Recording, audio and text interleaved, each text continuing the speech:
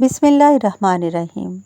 عزیز بہن بھائیوں، آج ہم جانیں گے کہ اہل درود کے خواب اور عام انسان کے خواب میں کیا فرق ہے۔ درود پاک وہ عظیم ذکر ہے جو دل کو نورانی اور پاکیزہ بنا دیتا ہے۔ جب انسان کی زبان درود شریف میں مصروف رہتی ہے تو دل بھی صاف اور پاک ہو جاتا ہے اور خواب بھی پاکیزہ اور روحانی ہو جاتے ہیں۔ اہل درود فرماتے ہیں کہ درود شریف کی کثرت کرنے والے کے خواب عام خواب نہیں رہتے، بلکہ وہ خواب اکثر روحانی پیغام بن جاتے ہیں۔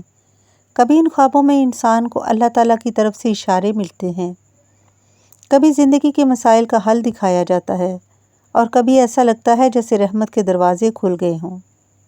حدیث مبارک میں آتا ہے، جس نے خواب میں مجھے دیکھا اس نے حقیقت میں بھی مجھے دیکھا، یعنی نبی کریم صلی اللہ علیہ وآلہ وسلم کو خواب میں دیکھنے والا اصل میں نبی کریم صلی اللہ علیہ وآلہ وسلم کا چہرہ مبارک خواب میں دیکھتا ہے۔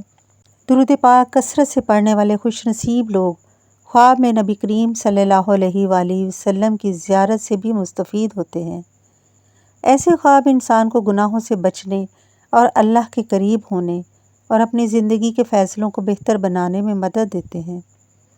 گویا درود شریف ایک ایسا چراغ ہے جو نہ صرف جاگتی آنکھوں میں دل کو روشن کرتا ہے، بلکہ نیند میں بھی خوابوں کو نورانی اور بامعنی بنا دیتا ہے۔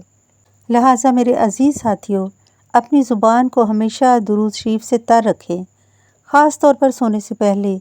انشاءاللہ تعالیٰ آپ کی نیند بھی برکت والی ہو جائے گی اور آپ کے خواب بھی رحمت، ہدایت اور نور سے بھر جائیں گے۔ اللہ تعالیٰ ہم سب کو درود پاک کی کثرت نصیب فرمائے اور ہمارے خوابوں کو بھی روحانی ترقی کا ذریعہ بنائے۔